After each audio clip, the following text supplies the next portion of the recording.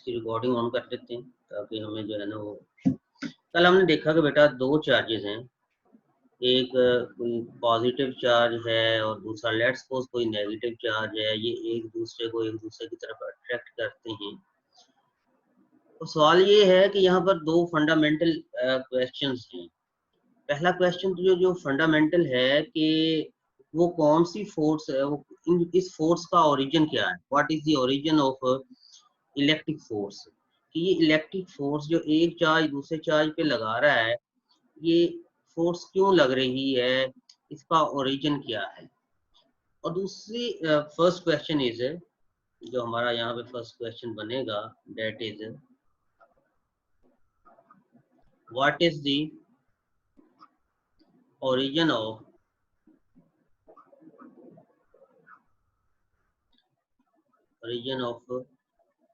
electrostatic force। Electrostatic force का origin क्या है, पहला क्वेश्चन। जो दूसरा क्वेश्चन बेटा यहाँ पे बनता है वो ये है कि एक चार्ज दूसरे चार्ज पे फोर्स लगा रहा है। पहला तो हमें ये नहीं पता कि ये फोर्स लगती क्यों है, इसका ओरिजिन क्या है, first question. The second one is how this force is transmitted from one charge to other charge, or how this force is transmitted through the medium। ये फोर्स मीडियम से कैसे ट्रांसफर हुई, ये एक चार्ज से दूसरे चार्ज पे कैसे ट्रांसफर हुई। तो दूसरा जो हमारा क्वेश्चन बनेगा वो ये होगा बेटा कि how this force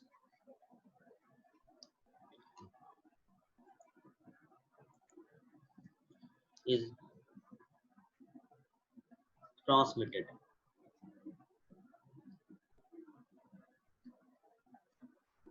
दो चार्जेस के दरमियान एक फोर्स है, वो अट्रैक्शन की फोर्स भी हो सकती है, वो रिपल्शन की भी हो सकती है। तो कूलम्स लॉ हमने पढ़ा, हमने कहा कि दो फंडामेंटल क्वेश्चंस थे। पहला क्वेश्चन ये था कि कूलम्स लॉ ने हमें ये तो बता दिया इस फोर्स की मैग्नीट्यूड क्या होगी या उसकी डायरेक्शन क्या होगी, लेकिन वो हमें ये नहीं बता सका कि what is the origin of this force. और दूसरा जो क्वेश्चन है कि ये फोर्स एक चार्ज से दूसरे चार्ज तक ट्रांसमिट कैसे होती है। बेटा जो पहले वाला जो क्वेश्चन है कि what is the origin of electrostatic force, बेटा ये एक मिस्ट्री है, इसका भी हमें कोई इदराक नहीं है, ये अल्लाह ताला का राज है। शायद अल्लाह ताला कभी इंसान को जो है ना वो इसकी इदराक दे देगा और हमें इसका पता चल जाएगा। लेकिन जो सेकंड क्वेश्चन है, टू सम एक्सटेंट इस क्वेश्चन को एड्रेस करने की कोशिश की गई है। इस क्वेश्चन को एड्रेस करने के लिए हमने एक नया कॉन्सेप्ट लिया जिसे हम कहते हैं फील्ड ऑफ फोर्स। तो कहते हैं फील्ड ऑफ फोर्स। तो बेटा आज का हमारा टॉपिक है फील्ड ऑफ फोर्स या इलेक्ट्रिक फील्ड ऑफ फोर्स। तो हम इलेक्ट्रिक फील्ड ऑफ फोर्स को जो है वो यहाँ पे स्टडी करेंगे। ये कॉन्सेप्ट क्या है, अकॉर्डिंग टू दिस कॉन्सेप्ट के हर जो चार्ज है उस चार्ज की गिर्द एक रीजन है जिसे हम, और उस रीजन में ये चार्ज एक फील्ड जनरेट करता है जिस फील्ड को हम इलेक्ट्रिक फील्ड कहते हैं। जैसा कि इस फिगर में आप देख सकते हैं, ये मैंने किताब से आपकी फिगर ली है। एक पॉजिटिव चार्ज है, इसके गिर्द एक रीजन है। इस रीजन में ये जो पॉइंट्स हैं ये आपको इस फील्ड को शो कर रहे हैं, जिस फील्ड के अंदर अगर कोई दूसरा चार्ज आएगा तो ये चार्ज उस पर इंटरेक्ट करेगा, उसके ऊपर कोई ना कोई फोर्स लगाएगा, उसे अट्रैक्ट करेगा या रिपेल करेगा, उसके साथ इसकी इंटरेक्शन होगी। अगर इस फील्ड से बाहर वो चार्ज चला जाए तो ये वाला जो चार्ज है उस चार्ज के ऊपर कोई फोर्स नहीं लगाएगा। तो आइडिया ये है कि हम ये कह रहे हैं कि every charge has its own electric field. इसकी गिर्द एक रीजन है, वहां पर एक इलेक्ट्रिक फील्ड है, जो इंटेग्रल पार्ट है चार्ज का, वो चार्ज की गिर्द होनी है इलेक्ट्रिक फील्ड, उसे हम खत्म नहीं कर सकते। और जब तक कोई चार्ज इस फील्ड से बाहर रहेगा, कोई दूसरा चार्ज, तो ये चार्ज उस चार्ज के ऊपर फोर्स नहीं लगाएगा। लेकिन जो ही कोई दूसरा चार्ज इस फील्ड के अंदर आएगा तो ये वाला चार्ज उसके ऊपर फोर्स लगाएगा। वो फोर्स अट्रैक्शन की भी हो सकती है, रिपल्शन की भी हो सकती है, हम बार बार इसकी बात कर रहे हैं। अब बात ये है कि ये जो इलेक्ट्रिक, इसे हम कहते हैं इलेक्ट्रिक फील्ड ऑफ फोर्स, यही रीजन ग्रेविटेशन फील्ड में भी होता है कि जमीन के गिर्द एक ग्रेविटेशनल फील्ड है, उसके अंदर कोई ऑब्जेक्ट होगा तो जमीन उसके ऊपर ग्रेविटेशन फोर्स लगाएगी, उसके बाहर होगा तो नहीं आएगी। बिल्कुल उसी तरह हर चार्ज के गिर्द एक रीजन है, एक एरिया है, जिसके अंदर अगर दूसरा चार्ज होगा तो फोर्स लगेगी, अदरवाइज नहीं लगेगी। बेटा ये वाली जो इलेक्ट्रिक फील्ड ऑफ फोर्स है, ये चार्ज के गिर्द होनी ही होनी है, खा चार्ज के नजदीक कोई दूसरा चार्ज हो या ना हो। ये इसका इंटीग्रेटेड पार्ट है, इनहेरिटेड पार्ट है। चार्ज के गिर्द इलेक्ट्रिक फील्ड ने मौजूद रहना है, ये खत्म नहीं हो सकती। लेकिन बेटा जो इंटरेस्टिंग बात है, इलेक्ट्रिक फील्ड ने तो होना ही होना है, लेकिन इस इलेक्ट्रिक फील्ड को डिटेक्ट या टेस्ट उस वक्त किया जा सकता है जब कोई दूसरा चार्ज इस इलेक्ट्रिक फील्ड में आए। जस्ट लाइक ये एक चार्ज है, इसे हम टेस्ट चार्ज कह देते हैं। बस किया इसे मैं लिखता हूँ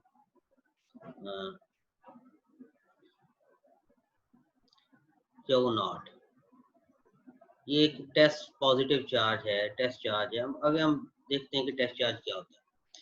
बेटा इस चार्ज की इलेक्ट्रिक फील्ड ने होना ही होना है, कहा इसके नजदीक कोई दूसरा चार्ज आए ना आए।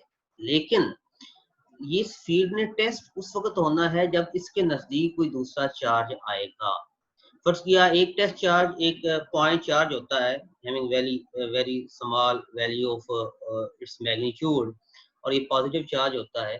अगर इस टेस्ट चार्ज को, इस पॉजिटिव टेस्ट चार्ज की इलेक्ट्रिक फील्ड में जो ही इसकी इलेक्ट्रिक फील्ड में मैं एंटर होगा, तो ये वाला चार्ज इस चार्ज के ऊपर एक फोर्स लगाएगा। तो उस फोर्स से मुझे पता चलेगा कि यहाँ पर जो इलेक्ट्रिक फील्ड है उसकी मैग्नीट्यूड क्या है, उसकी इंटेंसिटी क्या है, जिसे हम इलेक्ट्रिक फील्ड इंटेंसिटी का नाम देते हैं। अगर आप देखें तो ये फील्ड जो करीब है, ये इस चार्ज के करीब जो रीजन है, तो फील्ड स्ट्रॉन्ग है। जैसे जैसे आप दूर जाते जाते हैं, ये पॉइंट्स दूर दूर होते जाते हैं। इट मींस इलेक्ट्रिक फील्ड की जो मैग्नीट्यूड है या इलेक्ट्रिक फील्ड इंटेंसिटी है, वो कम होती जाती है। तो हमें अभी ये पता चला कि जब भी कोई भी चार्ज होगा, इलेक्ट्रिक चार्ज होगा, उसके गिर्द इलेक्ट्रिक फील्ड होगी। लेकिन वो इलेक्ट्रिक फील्ड टेस्ट उस वक्त हो सकती है जब उस फील्ड के अंदर कोई दूसरा इलेक्ट्रिक चार्ज आए, अदरवाइज हम उस फील्ड को टेस्ट नहीं कर सकते। अब सवाल ये है कि ये जो फील्ड है, इलेक्ट्रिक फील्ड, इस फील्ड की स्ट्रेंथ क्या है, इस फील्ड की मैग्नीट्यूड क्या है। तो बेटा हमने देखा कि ये कोई पॉजिटिव चार्ज है हमारे पास, let's suppose this is positive charge. इसके जरिए बेटा ये इलेक्ट्रिक फील्ड का रीजन है। फर्ज किया एक और पॉजिटिव चार्ज है, उससे मैं पहले ये ए पॉइंट पे रखता हूँ, फिर उसे मैं बी पॉइंट पे ले आता हूँ, फिर उसे मैं सी पे ले आता हूँ, फिर उसे मैं डी पे ले आता हूँ। बेटा जब ये चार्ज, ये जो पॉजिटिव चार्ज है टेस्ट चार्ज, ये पॉइंट ए पे होगा तो इसके ऊपर कोई फोर्स नहीं लग रही होगी इस चार्ज की वजह से, क्यू की वजह से। जब ये बी पे आएगा, अगेन कोई फोर्स नहीं लगेगी, क्योंकि बी पॉइंट भी क्यू की इलेक्ट्रिक फील्ड से बाहर है। सी पे आएगा, again there will be no force. लेकिन जो ही ये सी से डी पे जाएगा, तो डी पॉइंट जो है वो क्यू चार्ज की इलेक्ट्रिक फील्ड के अंदर है, तो इसके ऊपर एक फोर्स लगेगी। और ये क्योंकि टेस्ट चार्ज को मैंने कहा कि हम हमेशा पॉजिटिव चार्ज लेते हैं, तो ये वाला चार्ज इस टेस्ट चार्ज को जो है वो रिपेल करेगा। लेकिन अब अगर मैं इस टेस्ट चार्ज को, ये क्यू चार्ज था, ये इसकी गिर्द बेटा इलेक्ट्रिक फील्ड है, अगर मैं टेस्ट चार्ज को इस पॉइंट पे रखूं, ये कोई क्यू पॉइंट है, क्यू नॉट टेस्ट पॉइंट है, अगर इसे मैं इस पॉइंट पे रखूं, अगर इसे मैं इस पॉइंट पे रखूं, तो बेटा आप देखेंगे कि ये पॉइंट, इसका डिस्टेंस चार्ज से, इसका, इनका तीनों के डिस्टेंस को देखें तो ये सबसे ज्यादा डिस्टेंस है। बेटा आप देखेंगे कि यहाँ पे सबसे कम फोर्स लगेगी, यहाँ पे ये कोई रख लें, ई पे फोर्स कम लगेगी, F के मुकाबले में, और F पे फोर्स कम लगेगी G के मुकाबले में। क्यों? क्योंकि G पे Q और Q नॉट का डिस्टेंस कम है, F पे Q और Q नॉट का डिस्टेंस G पे मौजूद Q नॉट से ज्यादा है, और E पे Q और Q नॉट का जो डिस्टेंस है वो सबसे ज्यादा इन तीनों पॉइंट्स में। तो लिहाजा जो है वो जो हम देख रहे हैं जो फोर्स है वो G पॉइंट पे सबसे ज्यादा लग रही है। तो मुझे यहाँ से पता चला कि इसका मतलब है जैसे जैसे मैं चार्ज के करीब आता जा रहा हूँ तो इलेक्ट्रिक फील्ड की वैल्यू बढ़ती जा रही है, इलेक्ट्रिक फील्ड इंटेंसिटी इनहांस होती जा रही है, बढ़ती जा रही है, वो ज्यादा फोर्स लगा रही है। तो बेटा किसी भी पॉइंट पर इलेक्ट्रिक फील्ड की जो वैल्यू है उससे एस्टिमेट किया जा सकता है। हम बेसिकली पढ़ रहे थे कि how a charge exerts force on another charge, कैसे exerts force exert करता है। बेटा होता क्या है कि चार्ज जिसकी हम बात कर रहे हैं इसके गिर्द एक इलेक्ट्रिक फील्ड है, और एक और चार्ज फर्ज किया वो टेस्ट चार्ज है, उसकी भी तो अपनी इलेक्ट्रिक फील्ड होगी ना। बेटा जब इसकी इलेक्ट्रिक फील्ड इसकी इलेक्ट्रिक फील्ड से के अंदर आएगी, ये एक दूसरे के साथ इंटरेक्ट करेंगे, तो बेटा इन दोनों की इलेक्ट्रिक फील्ड्स की इंटरेक्शन के नतीजे में ये चार्ज एक दूसरे के ऊपर फोर्स लगाएंगे। लेकिन क्योंकि क्यू नॉट की अपनी इलेक्ट्रिक फील्ड बहुत कम है, लिहाजा ये जो पहले से मौजूद चार्ज है उसकी इलेक्ट्रिक फील्ड को जो है वो डिस्टर्ब नहीं करता। और हम देखेंगे टेस्ट चार्ज लेने की वजह ये होती है, हम टेस्ट चार्ज एक ऐसा चार्ज लेंगे जो पहले से मौजूद चार्ज की इलेक्ट्रिक फील्ड को चेंज ना करे। अगर वो पहले से मौजूद चार्ज की इलेक्ट्रिक फील्ड को चेंज कर दे, वो इतना स्ट्रॉन्ग चार्ज हो, तो फिर जो सी हम इलेक्ट्रिक फील्ड जो है वो फाइंड आउट करना चाह रहे थे, उसकी मैग्नीट्यूड फाइंड आउट करना चाह रहे थे, उसे डिटरमिन करना चाह रहे थे, उस इलेक्ट्रिक फील्ड की वैल्यू बेटा चेंज हो जाएगी। अगर उस इलेक्ट्रिक फील्ड की वैल्यू चेंज हो जाती है तो हमारा मकसद फोर्स हो जाएगा, हम उसी तो इलेक्ट्रिक फील्ड की वैल्यू को चेंज मालूम करना चाह रहे थे। तो फिर किसी भी पॉइंट पर जो इलेक्ट्रिक फील्ड स्ट्रेंथ है उसे मालूम करने के लिए हम ये कहेंगे कि उस पॉइंट के ऊपर टेस्ट चार्ज पे कितनी फोर्स लगी, इलेक्ट्रिक फोर्स इलेक्ट्रिक क्वांटिटी है डिवाइडेड बाय टेस्ट चार्ज। क्योंकि हम इस चार्ज की इलेक्ट्रिक फील्ड मालूम कर रहे हैं, ये किसके ऊपर फोर्स लगा रहा है, टेस्ट चार्ज पे फोर्स लगा रहा है, जिसे हम क्यू नॉट कह रहे हैं,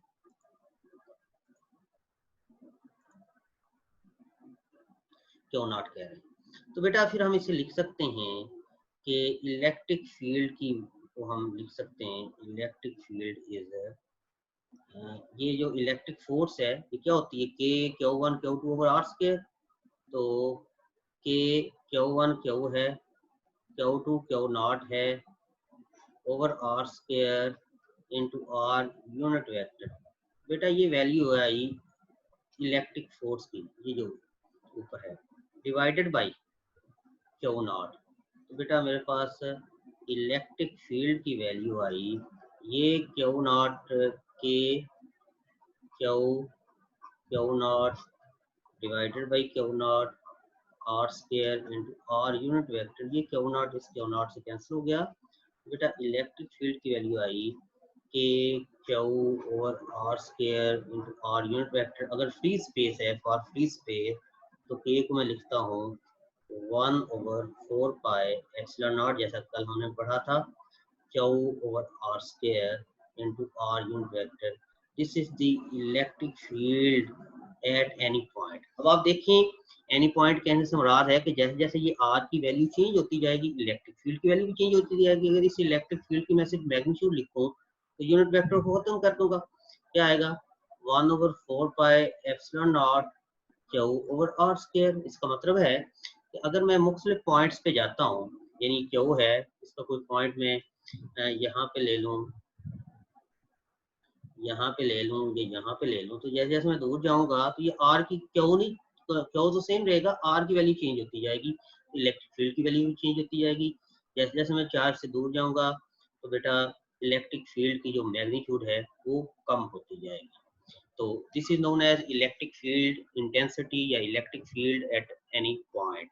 इलेक्ट्रिक फील्ड मालूम करने का आसान तरीका फिर क्या हुआ आप अगर आपने इलेक्ट्रिक फील्ड को मालूम करना है तो क्या करो, उस पॉइंट पे इलेक्ट्रिक फोर्स को डिवाइड कर दो अमाउंट ऑफ टेस्ट चार्ज पे, तो उस पॉइंट पर इलेक्ट्रिक फील्ड की जो वैल्यू है वो मालूम हो जाएगी।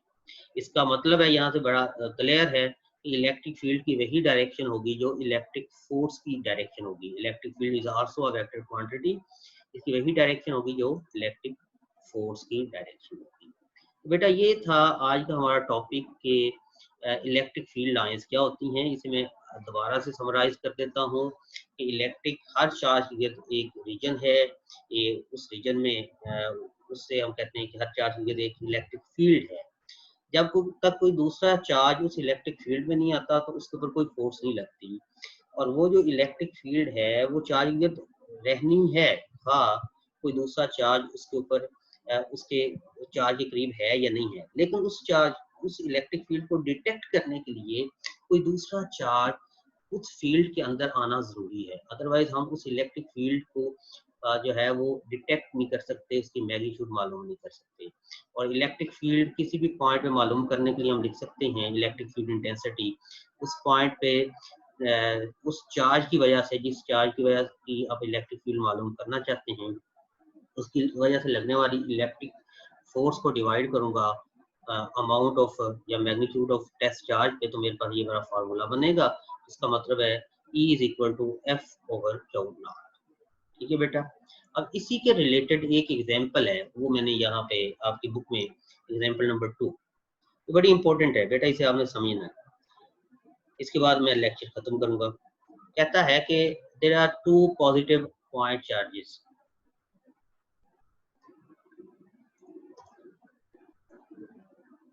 दो चार्जेस हैं, 2 पॉजिटिव पॉइंट चार्जेस, एक की मैग्नीट्यूड है 16 microcoulomb and the second one is 4 microcoulomb. Micro होता है 10⁻⁶, और separated by the distance of 10 metre as shown in figure. इस फिगर में आप देख सकते हैं कि दो चार्जेस हैं, एक चार्ज ये है, इसकी मैग्नीट्यूड है 16 माइक्रोकूलम, और दूसरा चार्ज ये है, इसकी मैग्नीट्यूड है 4 माइक्रोकूलम। कहता है कि और इनके दरमियान जो डिस्टेंस है डेट इज 3 मीटर। कहता है कि find the spot on the line joining the two charges where the electric field is 0। ये जो लाइन इन दोनों चार्जेस को आपस में मिला रही है, उसके ऊपर कोई ऐसा पॉइंट ढूंढो जिस पॉइंट के ऊपर इलेक्ट्रिक फील्ड की जो मैग्नीट्यूड है वो 0। बेटा बड़ी क्लियर सी बात है, both the charges are the positive charges, दोनों चार्जेस एक दूसरे को रिपेल करेंगे। ये चार्ज Q1 चार्ज Q2 के ऊपर एक फोर्स लगाएगा जिसकी डायरेक्शन कुछ ये होगी, इसे मैं F21 कहूँगा। कल मैंने बताया था कि दूसरे चार्ज पे जो फोर्स लगी पहले की वजह से, और फिर जो दूसरा पहले पे लगाएगा वो उसकी डायरेक्शन, इसने इसे रिपेल करना, इसने इसे रिपेल करना, ये होगा F12। अब बेटा मैंने कहा कि जो किसी पॉइंट पर इलेक्ट्रिक फोर्स की जो डायरेक्शन है वही उस पॉइंट पर इलेक्ट्रिक फील्ड की डायरेक्शन भी होगी। इसका मतलब है कि Q1 और Q2 चार्जेस के दरमियान जो इलेक्ट्रिक फोर्स है दोनों की, जो Q1 Q2 पे लगा रहा है या Q2 Q1 पे लगा रहा है, वो अपोजिट डायरेक्शन में है। लिहाजा इसका मतलब है कि इस लाइन के अलावा दोनों की वजह से पैदा होने वाली इलेक्ट्रिक फील्ड भी अपोजिट डायरेक्शन पे है। और इलेक्ट्रिक फील्ड क्योंकि एक वेक्टर क्वांटिटी है, तो अगर दो वेक्टर्स हैविंग जिनकी मैग्नीट्यूड किसी पॉइंट पर सेम हो, having same magnitude but acting in opposite direction, अगर वो किसी पॉइंट पे मिलते हैं तो वो एक दूसरे के इफेक्ट को खत्म कर देंगे और वहां पर इलेक्ट्रिक फील्ड 0 हो जाएगी। तो हमें एक ऐसा पॉइंट ढूंढना है इन दोनों चार्जेस के दरमियान जहां पर दोनों की इलेक्ट्रिक फील्ड एक दूसरे के इक्वल हो जाए, बैलेंस हो जाए। अगर वो एक दूसरे की इक्वल हो जाएगी, at that point electric field will be 0। तो हमारे पास बेटा जो गिवन कंडीशन है कि E1 मैग्नीट्यूड, जो पहले चार्ज की इलेक्ट्रिक फील्ड है उसकी magnitude will be equal to E2 magnitude, दूसरे चार्ज की इलेक्ट्रिक फील्ड की। कोई ऐसा पॉइंट ढूंढना है, फर्ज किया कि वो पॉइंट P है जैसा कि यहाँ पे शो किया है। ये लेट्स फॉर ये पॉइंट P जो है Q2 चार्ज से D फासले पर है, Q2 चार्ज से D फासले पर है, तो फिर ये पॉइंट जो है Q1 से 3 माइनस डी फासले पे होगा। टोटल डिस्टेंस डी था ना, तो ये पॉइंट Q2 से at the distance of d metre है, तो Q1 से कितना होगा 3 माइनस डी मीटर। अब यहाँ पे देख सकते हैं कि ये वाला पॉइंट Q2 के ज्यादा नजदीक है और Q1 से दूर है। इसकी एक बड़ी वजह है, ये बड़ा इसकी लॉजिक है। हम इस लॉजिक को जो है वो देख सकते हैं। यहाँ पे क्वेश्चन आया है, how can we recognise the minimum distance between the 2 point test charges. Okay बेटा, तो इसकी बात हो रही है। आप यहाँ पे इसे इस क्वेश्चन जो आपने लिखा है उसे आप यहाँ समझ सकते हैं। अब ये क्वेश्चन ये है कि ये वाला पॉइंट Q2 के ज्यादा नजदीक क्यों है, Q1 से ज्यादा दूर क्यों है। तो बेटा इसकी वजह ये है कि Q1 की मैग्नीट्यूड ज्यादा है, वो है 16 माइक्रोकूलम, और Q2 की मैग्नीट्यूड कम है, डेट इज 4 माइक्रोकूलम। बेटा डेफिनेटली जिसकी मैग्नीट्यूड कम है उसकी किसी एक खास डिस्टेंस पे जो है, जिस चार्ज की मैग्नीट्यूड कम है, तो हमारे पास जो इलेक्ट्रिक फील्ड की इक्वेशन है इलेक्ट्रिक फील्ड को फाइंड आउट करने की, वो है K/Q/R²। अगर हम सेम डिस्टेंस पे लें तो फिर इलेक्ट्रिक फील्ड उसकी कम होगी जिसकी मैग्नीट्यूड कम है, और उसकी ज्यादा होगी जिसकी मैग्नीट्यूड ज्यादा है। हम ऐसा तो नहीं कर सकते, हमने तो यहाँ पर वो पॉइंट लेना है जहाँ पे दोनों की इलेक्ट्रिक फील्ड की मैग्नीट्यूड जो है वो सेम हो। और बेटा अगर हमें पता है कि Q2 कम है और Q1 ज्यादा है, तो लिहाजा अगर Q1 ज्यादा है तो उसे हम बैलेंस करेंगे डिस्टेंस से, उसका डिस्टेंस बढ़ा देंगे ताकि इलेक्ट्रिक फील्ड कम होके Q2 के इक्वल हो जाए, और Q2 कम है उसका डिस्टेंस कम कर देंगे ताकि उसकी इलेक्ट्रिक फील्ड बढ़े। हम वो पॉइंट लेना चाह रहे थे जहां पे दोनों की इलेक्ट्रिक फील्ड की मैग्नीट्यूड सेम हो, लिहाजा जिसकी मैग्नीट्यूड कम है ये पॉइंट उसके करीब होगा, और जिसकी मैग्नीट्यूड ज्यादा है जिस चार्ज की, ये पॉइंट उससे दूर होगा। तो बेटा इलेक्ट्रिक फील्ड की वैल्यू हम क्या लिखते हैं कि Q1 ओवर इस पॉइंट पे एट पॉइंट P कितना डिस्टेंस है Q1 से 3 minus D, Q1 over R²। R क्या होगा 3 माइनस डी इसका स्क्वायर। Q2 नहीं लिखेंगे क्योंकि इलेक्ट्रिक फील्ड की जब बात करते हैं तो एक ही चार्ज को लेते हैं क्योंकि वो Q0 में डिवाइड किया होता है। और Q2 किसके इक्वल होगा E2। E2 will be equal to Q2 over इस पॉइंट का Q2 से डिस्टेंस कितना है D²। अब बेटा ये K से कैंसिल हो जाएगा। अब हमारे पास जो वैल्यू बचेगी मेरे पास आई Q1 ओवर 3 माइनस डी इसका square equals Q2 over D square. Q1 की वैल्यू है 16 माइक्रोकूलम एंड इस पर -6, 3 माइनस डी इसका स्क्वायर, और Q2 की वैल्यू है 4 माइक्रोकूलम 10⁻⁻6 ओवर डी स्क्वायर। बेटा ये 10⁻⁻6 10⁻⁻6 से कैंसिल, ये उधर चला जाएगा, तो इसे मैं लिख सकता हूँ 16 divided by 4 multiply by D square, यानी 4 इधर आके डिवाइड हुआ, डी स्क्वायर मल्टीप्लाई हुआ, ये वाला फैक्टर इधर आके मल्टीप्लाई हो जाएगा, ये 3 माइनस डी होल स्क्वायर। बेटा ये बन जाएगा 4d स्क्वायर। अगर इसका मैं स्क्वायर खोलूं तो a square 9 minus 2ad 6d plus d square. ये वाला फैक्टर इधर आके माइनस होगा तो ये बन जाएगा बेटा 3d स्क्वायर माइनस 6d इधर जाकर प्लस होगा जाएगा 6d, सॉरी ये नेगेटिव आएगा -9 इज इक्वल टू 0, क्योंकि ये वाला फैक्टर जाकर माइनस होगा।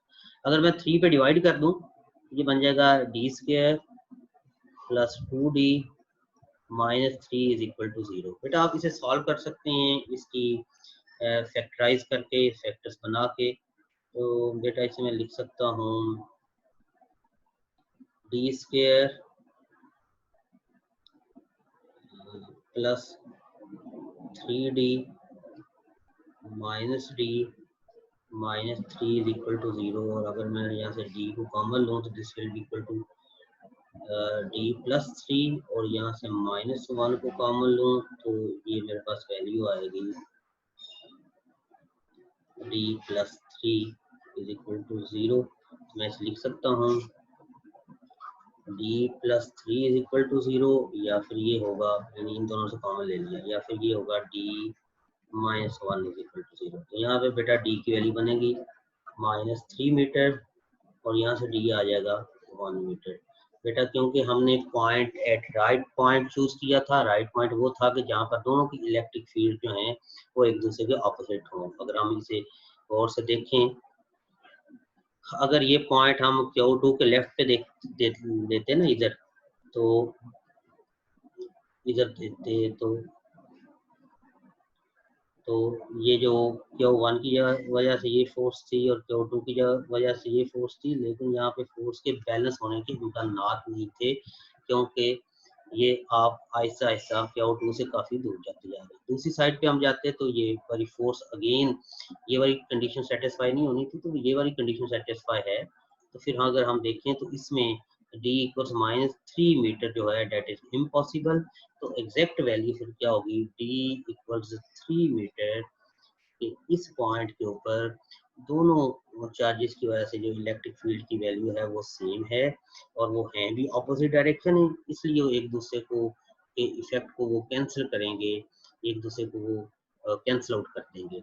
लिहाजा this is the point where which is also known as zero field point. Thank you बेटा। यहाँ पर एक क्वेश्चन आया था, ये एक बच्चा है हाफ, ठीक है, ये एक बच्ची है, उसने एक क्वेश्चन